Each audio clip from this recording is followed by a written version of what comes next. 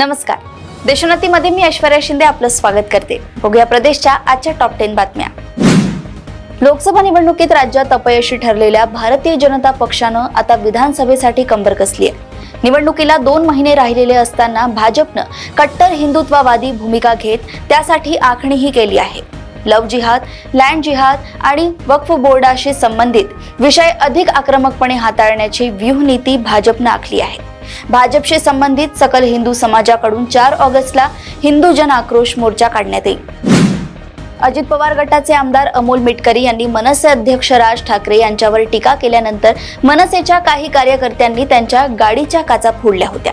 मात्र पोलिसांनी अद्यापही कोणावर कारवाई केली नसल्याचा आरोप आता अमोल मिटकरी यांनी केलाय. या प्रकरणी त्यांनी आक्रमक पवित्रा घेतलाय. अमोल मिटकरी हे अकोला येथील पोलीस अधीक्षक कार्यालयाबाहेर आंदोलनाला बसले असून त्यांनी अकोला पोलिसांवर गंभीर आरोप केले आहेत.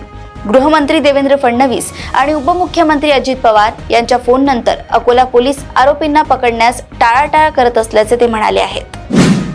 महाराष्ट्राचा नेमबाज स्वप्नील कुसाळेने 50 मीटर रायफल 3 पोझिशनच्या प्रकारात कांस्य पदक पटकावलंय. या स्पर्धेत स्वप्नीलने एकूण 451.4 गुण प्राप्त केले. चीनचा लियू युक्यूनने सुवर्ण पदक जिंकले. त्याचे गुण 463.6 होते, तर युक्रेनच्या कुलिस सेरहीने रौप्य पदक पटकावले. भारताचं पॅरिस ऑलिम्पिक मधील हे 3रं कांस्य पदक आहे. स्वप्नील कुसाळे हा महाराष्ट्रातील कोल्हापूर येथील कांबळवाडी गावातील असून तो 2012 पासून आंतरराष्ट्रीय स्पर्धांमध्ये भारताचे प्रतिनिधित्व करत आहे. आता 12 वर्षांच्या प्रदीर्घ प्रतीक्षेनंतर स्वप्नील कुसाळेने ऑलिम्पिकमध्ये पदार्पण केले. प्रशिक्षणार्थी IAS अधिकारी पूजा खेडकर यांची उमेदवारी केंद्रीय लोकसेवा आयोगाने काल रद्द केली. न्यायालयात आपली बाजू वकिलांमार्फत मांडत असताना पूजा खेडकर यांनी पुण्याचे जिल्हाधिकारी सुहास दिवसे यांच्यावर लैंगिक छळाचे आरोप केले होते. याआधी त्यांनी वाशिम येथे पोस्टिंग झाली असताना सुहास दिवसे यांच्या विरोधात लैंगिक छळाची तक्रार दाखल केली होती. मी लैंगिक छळाची तक्रार केल्यामुळेच माझ्या विरोधात कारवाई होत आहे असाही आरोप खेडकर यांनी केलाय. दुसऱ्या बाजूला जिल्हाधिकारी सुहास दिवसे यांनी मात्र हे आरोप निरर्थक असल्याचे सांगून नंतर सुचलेले शहाणपण आहे असे म्हटलंय. मुंबई साखळी बॉम्बस्फोटातील मुख्य आरोपी कुख्यात गँगस्टर अबू सालेमला तळोजा कारागृहातून कमालीची गोपनीयता पाळत नाशिक रोड मध्यवर्ती कारागृहात आणण्यात आलं होतं. त्याला या कारागृहातील अंडा सेलमध्ये महिनाभर ठेवण्यात आलं. मात्र गुरुवारी रात्री ब्लॅक कमांडोसह मोठ्या पोलीस बंदोबस्तात नाशिक रोड रेल्वे स्थानकावरून दुसरीकडे हलवण्यात आलंय. कुख्यात गँगस्टर अबू सालेम याला दिल्ली इथं न्यायालयीन कामकाजासाठी नेण्यात आल्याची माहिती सूत्रांनी दिली आहे. मात्र याबाबत कमालीची गुप्तता पाळण्यात आली आहे. महाराष्ट्रातील भाजपाचे ज्येष्ठ नेते तथा उपमुख्यमंत्री देवेंद्र फडणवीस यांची भाजपाच्या राष्ट्रीय अध्यक्षपदी निवड होणार असल्याची चर्चा सुरू असून जवळपास त्यांची निवड निश्चित मानली जात आहे. विशेष म्हणजे काही दिवसांपूर्वीच पंतप्रधान नरेंद्र मोदी यांची देवेंद्र फडणवीस यांनी सहकुटुंब भेट घेतल्यानंतर या चर्चांना उधाण आले. भाजपाचे राष्ट्रीय अध्यक्ष JP नड्डा यांची केंद्रीय मंत्रिमंडळात वर्णी लागल्यानं भाजपा त्यांची पक्षाच्या जबाबदारीतून मुक्तता करणार आहे. देवेंद्र फडणवीस यांची भाजपाच्या राष्ट्रीय अध्यक्षपदी निवड झाल्यास या पदापर्यंत पोहोचणारे महाराष्ट्रातील नितीन गडकरी यांच्यानंतरचे ते दुसरे नेते असतील. लोकसभा निवडणुकीनंतर आता विधानसभा निवडणुकीचे वारे राज्यात वाहू लागले आहेत. विधानसभा निवडणुकीच्या पार्श्वभूमीवर गुरुवारी 1 ऑगस्ट रोजी नाशिकमध्ये शिवसेना ठाकरे गटाची महत्त्वपूर्ण बैठक पार पडली.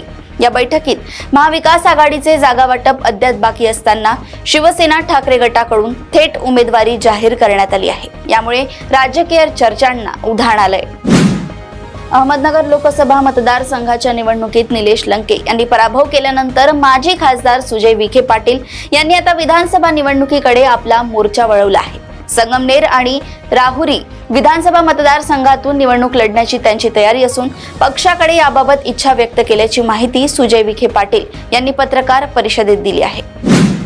राज्य सरकारच्या वतीनं मुख्यमंत्री लाडकी बहीण योजनेची घोषणा करण्यात आली. अशातच आता रक्षाबंधनाच्या दिवशी या योजनेच्या लाभार्थ्यांच्या खात्यात जुलै आणि ऑगस्ट दोन्ही महिन्यांचे हप्ते एकत्र जमा केले जाणार आहेत.